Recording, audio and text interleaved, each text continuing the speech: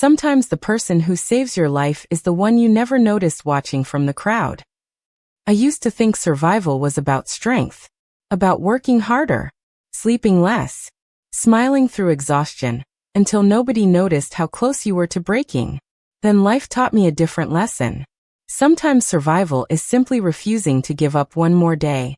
My alarm rang at 5:15 every morning. By 5:45, I was already in the kitchen packing lunches, signing school forms, and trying to convince my 8-year-old son that cereal counted as breakfast. Ethan sat at the table swinging his legs while sunlight slowly crept through our apartment window. It was not much of an apartment. 800 square feet. Aging appliances. Thin walls. Rent that seemed to increase every year. But it was ours. And after everything life had thrown at us, that mattered. "Mom," Ethan asked one morning, "do rich people ever worry?" I looked up from packing his lunch. "Of course they do." He frowned. "Then why does everyone act like money fixes everything?" I smiled sadly. "Children always ask the hardest questions. Because money solves some problems," I said. "But not all of them." Ethan seemed satisfied with that answer. I wished I was. After dropping him off at school, I drove to the children's hospital where I worked as a pediatric nurse. Most days passed in a blur of medication schedules, patient charts, worried parents, and endless hallways filled with fluorescent light. It was exhausting work. Emotional work. But I loved it. Every time a frightened child smiled. Every time a family received good news. Every time a patient finally went home. Those moments reminded me why I stayed. Unfortunately, love did not pay bills. By the end of every month, I found myself staring at spreadsheets and bank statements, trying to stretch every dollar a little farther. Medical bills from years earlier still followed me. Student loans remained stubbornly present. And despite working overtime whenever possible, the numbers never seemed to cooperate. Then came the phone call that changed everything. My mother asked me to visit that Sunday. The moment I walked into her house, I knew something was wrong. My mother rarely looked nervous. That afternoon, she could barely meet my eyes. My uncle sat at the dining room table. So did several other relatives. The atmosphere felt less like a family gathering and more like an intervention. "Madison," my uncle began carefully, "we are worried about your future." I immediately hated where the conversation was heading. 20 minutes later, my stomach felt completely hollow. A wealthy widower named Walter Harrison had apparently expressed interest in marriage. He was 60 years old, financially secure, well-connected, generous. Every relative in the room described him as though they were presenting an investment opportunity. Not a husband. Not a human being. An opportunity. "You would never struggle again," someone said. "Ethan would have everything he needs," another added. I stared at them in disbelief. "You are asking me to marry a man nearly 30 years older than me." Silence followed. Nobody denied it. My mother finally reached for my hand. "We only want you to be safe." Safe. The word followed me for days afterward. Safe from debt. Safe from uncertainty. Safe from hardship. But every time I imagined that future, something inside me refused to agree. Late Friday evening, after finishing a long hospital shift, I stepped outside into the cool air. The parking lot glowed beneath rows of streetlights. I was exhausted, emotionally drained, completely uncertain about what came next. Then a sleek black luxury car pulled quietly to the curb near the hospital entrance. The rear door opened. A tall man stepped out wearing a dark tailored coat. Even from a distance, there was something unmistakably commanding about him. Then he looked directly at me. And somehow, impossibly, it felt like he already knew exactly who I was. For a moment, neither of us moved. The cool evening air carried the distant sound of traffic and the soft hum of the hospital generators. The stranger closed the car door behind him and walked toward me with calm, measured steps. He looked to be in his early 60s, distinguished rather than intimidating, with silver at his temples and the quiet confidence of someone accustomed to responsibility. Yet there was something unusual about the way he looked at me. Not curiosity. Recognition. As though he had arrived exactly where he intended to be. I tightened my grip on my bag. "Can I help you?" The man stopped several feet away. His expression softened slightly. Madison Brooks? Hearing my name immediately put me on guard. Yes. He nodded once. My name is Alexander Hayes. The name sounded familiar. Very familiar. Then realization hit me. Hayes Capital. Hayes Foundation. Hayes Medical Research Center. His name appeared on buildings throughout the state. My pulse quickened. The Alexander Hayes? A faint smile touched his face. I suppose so. I stared at him, struggling to understand why one of the wealthiest men in the country was standing outside a children's hospital waiting for me. Before I could ask another question, he spoke again. I apologize for approaching you this way. I realize it is unusual. Unusual was an understatement. How do you know who I am? Something unreadable crossed his eyes. Then it vanished. That is a long answer. The response only deepened my confusion. Alexander glanced toward the hospital entrance before returning his attention to me. Would you allow me to buy you a cup of coffee? Every instinct told me to decline. My life had taught me to be cautious, especially when situations made no sense. Yet there was nothing threatening about him. If anything, he seemed strangely nervous.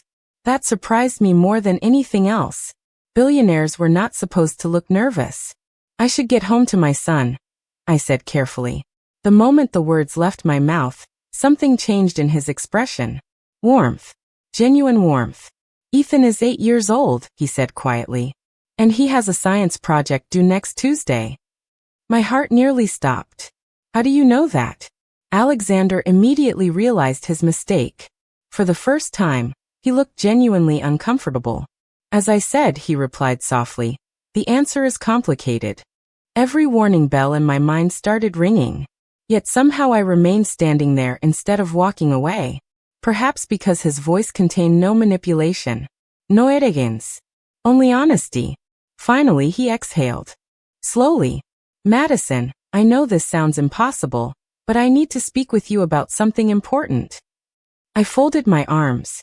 What kind of important? Alexander looked directly into my eyes. The kind that could change the rest of your life. The statement should have sounded dramatic. Instead, it sounded sincere. A long silence followed. Then I surprised myself. 10 minutes, I said. Relief flashed across his face. Thank you. 20 minutes later, we sat in a quiet coffee shop near the hospital. Rain tapped softly against the windows. The evening crowd had mostly disappeared. Alexander wrapped his hands around a coffee cup but barely touched it. He seemed to be choosing his words carefully. Finally, he looked up. I know your family is pressuring you into a marriage you do not want. My stomach tightened instantly. How do you know that? His gaze never wavered. Because I have been paying attention for a very long time. Then he reached into his coat pocket, placed a business card on the table between us, and said the last thing I expected to hear. Instead, I would like you to marry me. For several seconds, I simply stared at him. The sounds of the coffee shop seemed to disappear. Rain continued tapping against the windows. A barista called someone's name near the counter. Yet all I could hear was the sentence Alexander Hayes had just spoken. Marry me. Of all the possibilities I had imagined walking into that conversation, none of them included a marriage proposal from a billionaire I had met less than an hour earlier. You cannot be serious, I finally said. Alexander's expression remained calm. I am completely serious. I leaned back in my chair and laughed softly in disbelief. Not because anything was funny, because my brain was struggling to process reality. You know almost everything about me, I said. And I know almost nothing about you. He nodded. That is fair. Then explain. For a moment, he seemed to consider how much to reveal. I am not asking for a traditional marriage, he said carefully. I am offering a partnership. I folded my arms. A partnership that includes wedding vows? A faint smile touched his face. Something like that. The next hour passed in a blur of questions and answers. Alexander explained that there would be no pressure. No expectations beyond honesty and mutual respect. Ethan's future would be secure. My independence would remain intact. I could continue working at the hospital. Continue raising my son the way I believed was right. Every concern I raised seemed to have already been considered. That should have comforted me. Instead, it made me wonder how long he had been thinking about this. Eventually, I asked the question that had been bothering me since the beginning. Why me? The answer did not come immediately. Alexander looked down at his coffee before meeting my eyes again. Because I trust you. My confusion deepened. You barely know me. Something almost sad appeared in his expression. You would be surprised. The conversation ended without a decision. Alexander handed me a card with a private phone number and stood to leave. Take your time, he said. Whatever you decide, it should be your choice. Then he walked away. No pressure. No persuasión. No dramatic speech. Just patience. Over the next week, his proposal followed me everywhere. At work. At home. During sleepless nights spent staring at the ceiling. My family continued discussing the other marriage arrangement, as though it were already settled. Every conversation left me feeling trapped. Meanwhile, Alexander never called. Never appeared unexpectedly. Never pushed for an answer. Somehow that made a greater impression than any grand gesture could have. Then everything changed because of Ethan. One evening, I found him sitting quietly at the kitchen table. His homework remained untouched. That alone was unusual. Ethan normally finished assignments before I even asked. What is wrong? I asked gently. He hesitated before answering. Mom, are we going to have to move? My heart sank. Why would you ask that? He looked down. I heard Grandma talking. The room suddenly felt much smaller. Ethan was trying to be brave. I could see it in his eyes. But underneath that bravery lived fear. Fear about our future. Fear about losing the life we had built together. That night, after he fell asleep, I sat alone by the apartment window. City lights flickered beyond the glass. For the first time, I allowed myself to imagine a different future. Not luxury. Not wealth. Stability. Safety. Opportunity. The next morning, I picked up Alexander's card. My hand trembled slightly as I dialed the number. He answered on the second ring. Madison. The way he said my name made it sound as though he had been waiting beside the phone all week. I closed my eyes briefly. Then I took a deep breath. I would like to meet again, I said. The silence that followed lasted only a second. But somehow, I knew my life had already begun to change. 3 days later, I found myself standing in front of the largest house I had ever seen. Even now, the memory feels unreal. The long private driveway curved through acres of perfectly maintained gardens. Tall oak trees lined the road. A fountain sparkled beneath the afternoon sun. The estate looked less like a home, and more like something from a movie. Ethan pressed his face against the car window. Mom, he whispered. Is this where kings live? I laughed despite my nerves. I do not think kings live in America. Then billionaires do. His answer was immediate. Alexander, seated beside us in the back of the car, smiled quietly without correcting him. During the second meeting, everything had happened surprisingly fast. We talked for hours. About expectations. About Ethan. About boundaries.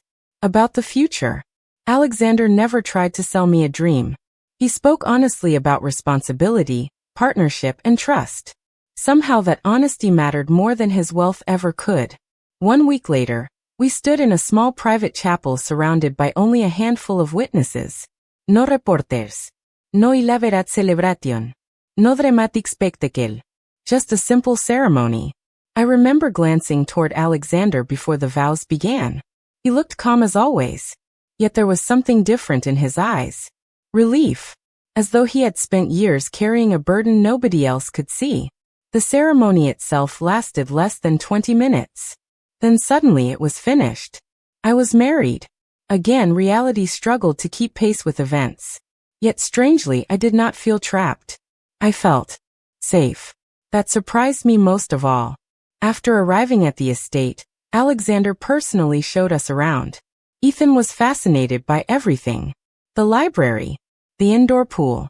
The movie room. The gardens. Every few minutes he discovered something new and ran ahead excitedly.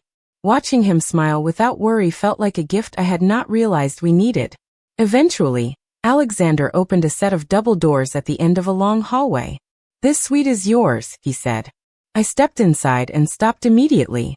Large windows overlooked the gardens. Fresh flowers sat on a table near the balcony. Family photographs had not yet been added, but somehow the room already felt welcoming. Then I noticed something unexpected. Across the hall was another suite. I turned toward him. Your room. Alexander nodded. Across from yours. For several seconds I simply stared. Separate bedrooms. Separate spaces. Complete respect for my comfort. Once again he had anticipated a concern before I could express it. That evening, after unpacking, Ethan and I joined Alexander for dinner. The dining room was elegant without feeling intimidating. Candlelight reflected softly across the polished table. Conversation remained surprisingly easy. Ethan talked about school. Alexander listened carefully. Not politely. Genuinely. Every detail seemed to matter to him. At one point, Ethan mentioned an upcoming science fair project involving solar energy. Most adults would have nodded and changed the subject. Alexander spent 10 minutes asking questions. Real questions. Curious questions. By the end of dinner, Ethan looked completely captivated. Later that night, as I tucked Ethan into bed, he looked up at me thoughtfully. Mom. Yes. He hesitated. I think he likes us. The simple observation caught me off guard. Children often notice truths adults overlooked. After Ethan fell asleep, I stood by the window overlooking the moonlit gardens. The estate was quiet, peaceful. Yet one question continued lingering in the back of my mind. Alexander knew too much. About me. About Ethan. About details I never remembered sharing. As I watched the lights glowing from another wing of the house, I realized something important. I still did not know why a man like Alexander Hayes had chosen us. And somehow, I had the feeling the real answer had nothing to do with marriage at all. The first few weeks inside the estate passed more peacefully than I expected. That alone felt strange. I had prepared myself for awkward conversations, complicated expectations, and the constant reminder that my new life existed because of an extraordinary decision. Instead, life settled into a rhythm. Every morning, Ethan left for school smiling. Every evening we ate dinner together. Some nights Alexander joined us. Other nights business responsibilities kept him away. Yet even when he was absent, his presence seemed woven into every corner of the house. Small acts of thoughtfulness appeared everywhere. One afternoon, I mentioned that Ethan loved astronomy. 2 days later, a telescope appeared in the observatory room overlooking the gardens. Another time, I casually mentioned that the children's ward at the hospital needed additional art supplies. The following week, anonymous donations arrived. Nothing extravagant. Just exactly what was needed. Alexander never mentioned any of it. That was perhaps what affected me most. He never seemed interested in recognition. One Saturday morning, I walked into the kitchen and found Ethan laughing so hard he could barely stand. Alexander sat across from him holding a stack of construction paper. Between them sat what appeared to be the world's most crooked homemade rocket. What happened? I asked. Ethan pointed proudly. We built it. Alexander examined the lopsided creation with complete seriousness. It may not survive re-entry. Ethan burst into laughter again. Watching them together stirred something unexpected inside me. My son had never known a stable father figure. His biological father disappeared before Ethan was born. Over the years, I learned how to fill both roles. Yet standing there in the sunlight streaming through the kitchen windows, I realized something important. Alexander was not trying to replace anyone. He was simply showing up. Consistently. Genuinely. Every single day. Later that afternoon, Ethan and I explored another section of the estate. The property seemed endless. Walking trails wound through acres of gardens and wooded paths. Eventually, we discovered a small guest cottage near the far edge of the grounds. Curious, I stepped inside. The cottage appeared unused, but one room immediately caught my attention. Shelves lined the walls. Framed photographs sat on several tables. Most looked like community events, charity fundraisers, hospital programs, and educational projects. As I moved closer, something felt familiar. Then I froze. One photograph showed a literacy fundraiser from nearly 10 years ago. A younger version of me stood near a group of volunteers. My breath caught. I remembered the event. Barely. Yet there I was. I picked up the frame and stared. Another photograph sat nearby. Different year. Different charity program. Again, I appeared somewhere in the background. Confusion quickly replaced surprise. Why would these photographs be here? Why would Alexander keep them? Before I could examine further, footsteps sounded behind me. I turned. Alexander stood in the doorway. For the first time since I met him, he looked genuinely startled. His eyes moved from me to the photograph in my hands. Neither of us spoke immediately. The silence felt heavier than usual. Finally, I lowered the frame. Alexander. His expression remained unreadable. Yes. I glanced around the room once more. Photographs. Programs. Newspaper clippings. Years of moments I barely remembered. Yet somehow they had all been preserved. Carefully. Intentionally. My pulse quickened. Why do you have pictures of me from 10 years ago? For several seconds, he simply stood there. Then something shifted in his eyes. Not fear. Not embarrassment. Something closer to acceptance. As though a secret he had carried for a very long time had finally found its way into the light. And in that moment, I knew the answer would change everything I thought I understood about our marriage. For a long moment, neither of us spoke. Afternoon sunlight streamed through the cottage windows, illuminating years of photographs, newspaper clippings, event programs, and carefully preserved memories. The silence felt almost sacred. Alexander stood near the doorway as though he understood there was no way to explain everything with a single sentence. Finally, he walked into the room. His movements remained calm, but I could see tension beneath that calm. The same tension I had noticed on our wedding day. I suppose this conversation was inevitable, he said quietly. I lowered the photograph still resting in my hands. How long? His gaze moved across the room before returning to me. 10 years. The answer landed harder than I expected. 10 years. Not 10 weeks. Not 10 months. A decade. I looked around again. Every photograph suddenly carried a different meaning. Every clipping. Every program. Every memory. You have known me for 10 years? I asked. Alexander nodded. Yes. My pulse quickened. But I do not remember meeting you. A faint smile touched his face. That is because we never truly met. The explanation only deepened my confusion. Slowly, Alexander crossed the room and picked up one of the framed photographs from a nearby shelf. It showed a charity literacy event from years earlier. I recognized the day immediately. Hundreds of volunteers, families, teachers, community leaders. I had given a short speech about childhood education. To me, it was one event among many. To Alexander, apparently, it was something else entirely. You were standing on a small stage, he said softly. Most people spoke about funding goals and publicity. You spoke about a little girl who finally learned to read her first book. I stared at him. The memory returned slowly. I remember her. His expression softened. I know. Something about those words made my chest tighten. Alexander placed the photograph back on the shelf. Everyone else talked about numbers. You talked about people. The room grew very quiet. That was the first time I noticed you. I did not know what to say. The idea felt impossible. Yet nothing about his expression suggested exaggeration. He was simply telling the truth. After that, I asked. He exhaled slowly. After that, I occasionally saw your name connected to community projects, hospital volunteer programs, educational events, charity work. His eyes met mine. Every time, the story was the same. You showed up when people needed help. Emotion slowly replaced confusion.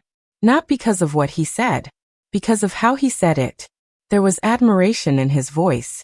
Respect. The kind that cannot be manufactured. Alexander. He shook his head gently.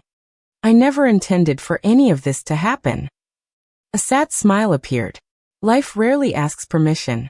For the next hour, he told me pieces of a story I never knew existed. Small moments where our lives had crossed paths without my knowledge. Events where he stood in the crowd. Fundraisers. hospital projects, community programs, never approaching, never interfering, simply watching from a distance. Not because he expected anything, because he genuinely admired the person I was. Finally, I looked around the cottage one last time. You kept all of this? His answer came immediately. Yes. There was no embarrassment. No attempt to minimize it. Just honesty. My eyes moved toward a newspaper clipping pinned near the far wall. Beneath it sat a worn envelope. Unlike everything else, it looked personal. Almost fragile. Following my gaze, Alexander became very still. For the first time that afternoon, genuine uncertainty appeared on his face. I stepped closer and picked up the envelope. The paper had yellowed slightly with age. Across the front, written in neat handwriting, were 3 simple words. To Madison Brooks. My heart skipped. Slowly, I looked back at him. And somehow I already knew that whatever waited inside that envelope would reveal the part of his story he had never shared with anyone. My fingers trembled slightly as I held the envelope. The cottage suddenly felt smaller, quieter. Every photograph surrounding us seemed to watch from the shelves like silent witnesses to a story I never knew existed. Alexander remained standing several feet away. He did not try to stop me. He did not ask for the envelope back. Yet I could see uncertainty in his eyes. It was the first time I had ever seen him look vulnerable. Slowly I opened it. Inside were several folded pages. The paper had aged over the years. The handwriting was unmistakably his. I unfolded the first letter and began reading. The date at the top immediately caught my attention. 10 years earlier. My heart began beating faster. The letter was not dramatic. It was not poetic. It was honest. Alexander wrote about seeing me at the literacy fundraiser. About hearing me speak. About the way I seemed to notice people others overlooked. He described a little girl learning to read, and how my compassion affected everyone in the room. The words felt deeply personal. Yet there was something else. Respect. He was not writing about beauty. Not about attraction. He was writing about character. I turned to the second letter. Then the third. Each one came from a different year. Different moments. Different chapters of my life. Some referenced charity events I barely remembered. Others mentioned hospital programs or community projects. None had ever been sent. Every letter ended the same way. Folded away. Kept hidden. Waiting. By the time I reached the final page, tears blurred my vision. Not because of grand declarations. Because of the patience. 10 years of admiration without expectation. 10 years of silence rather than intrusion. 10 years of believing someone was extraordinary without asking for anything in return. I lowered the papers and looked toward Alexander. Why did you never send them? His answer came quietly. Because they were never meant to change your life. Emotion tightened my throat. Then why write them? He smiled sadly. Sometimes feelings need somewhere to exist. The simplicity of the answer nearly broke my heart. We sat together in the cottage for a long time afterward. The afternoon sunlight slowly faded. Shadows stretched across the floor. For the first time since meeting him, I began seeing the full picture. Not a billionaire. Not a powerful businessman. Not the man who rescued me from a future I did not want. I saw a human being who had spent years quietly carrying affection he never expected to be returned. Eventually, I asked the question that remained. Why propose now? Alexander leaned back slightly. His gaze moved toward one of the windows. Because when I learned about the arrangement your family was planning, I realized I had a choice. He paused. I could continue standing in the background, or I could finally step forward. His eyes returned to mine. For once I chose courage. The honesty left me speechless. We returned to the estate shortly before sunset. Neither of us spoke much during the walk back. Words seemed unnecessary. Everything important had already been said. Later that evening, I found Ethan sitting in the library working on his science project. Alexander sat nearby helping him organize notes about solar energy. The sight immediately warmed my heart. Ethan looked up and smiled. Mom, look what we built. Alexander glanced toward me. For a brief moment, our eyes met. Something had changed. Not dramatically. Quietly. Like a door opening after years of being locked. As Ethan excitedly explained his project, I found myself studying the man beside him. The man who remembered details nobody else noticed. The man who protected without controlling. The man who had loved from a distance for 10 years. And for the first time, a realization settled gently into my heart.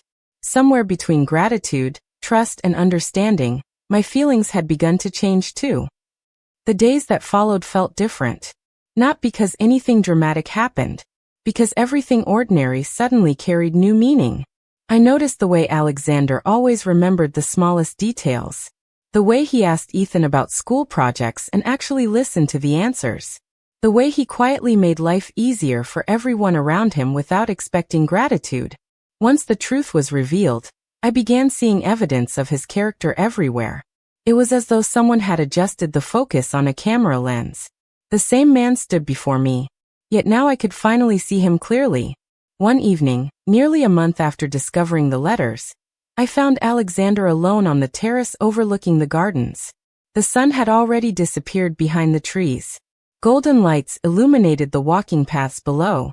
The air carried the scent of fresh rain and blooming roses. For several minutes, neither of us spoke. The silence felt comfortable, familiar. Eventually, I stepped beside him and rested my hands on the stone railing. I have been thinking about something, I said. Quietly. Alexander glanced toward me. That sounds serious. A small smile escaped me. It might be. His expression softened. Then I am listening. I looked out across the estate. You told me where the story started, but you never told me why it lasted. For a moment he said nothing. Then he exhaled slowly. Because every year I expected to forget you. My heart tightened. He continued watching the gardens below. Life became busier. The company expanded. Responsibilities increased. I assumed time would eventually erase what I felt. A faint smile appeared. It never did. The honesty in his voice left no room for doubt. Why? I asked. Alexander laughed softly. Not from amusement. From disbelief. I wish I knew. He turned toward me fully. Maybe because every time I heard your name, the story was always the same. His eyes held mine. You helped someone. You showed kindness. You gave more than you received. The emotion in his voice grew quieter. The world rewards many things, Madison. But it does not always reward goodness. You never let that change who you were.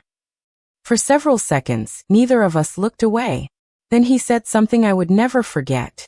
You reminded me of the person I wanted to become. Tears threatened unexpectedly. Not because he was praising me. Because I realized how lonely he must have been carrying those feelings alone for so many years. Alexander. I whispered. He smiled gently. You do not owe me anything. The statement immediately revealed how little he understood. Or perhaps how little he expected. I took a slow breath. What if this is not about owing you? His expression changed. Very slightly. Yet enough for me to notice. Hope. Careful hope. The kind that arrives after years of disappointment. My pulse quickened. What if my feelings are changing because of who you are now? The silence that followed felt endless. Neither of us moved. Neither of us rushed to fill the space. Finally, Alexander looked down briefly before meeting my eyes again. There was vulnerability there. Gratitude. Relief. Then that would be more than I ever imagined. At that exact moment, the terrace doors opened behind us. Ethan appeared carrying a science fair certificate almost as large as his smile.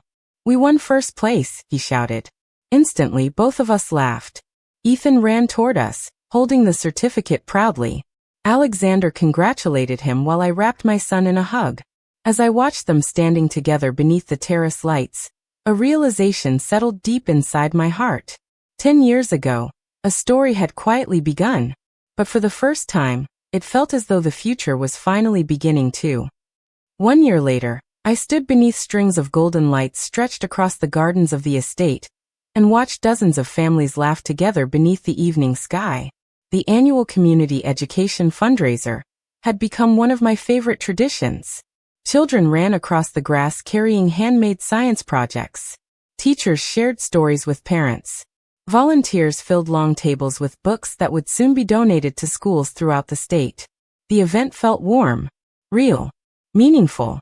Everything I had once dreamed of creating on a small scale now existed on a larger one, touching thousands of lives instead of dozens.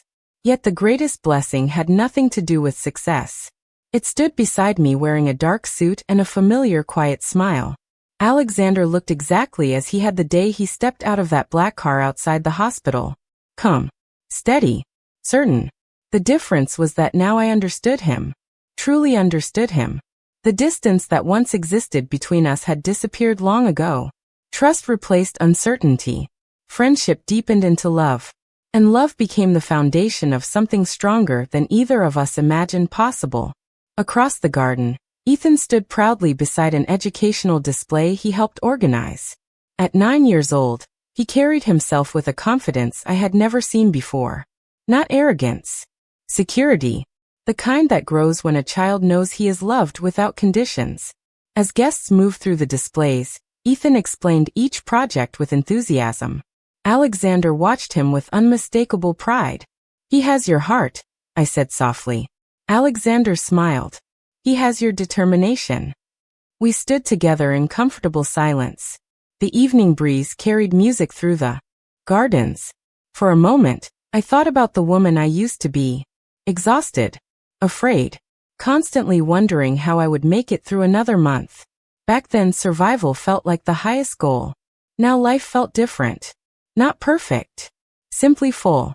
A few minutes later, Ethan hurried toward us holding a framed certificate. "They approved it," he announced. "The scholarship program is officially expanding next year."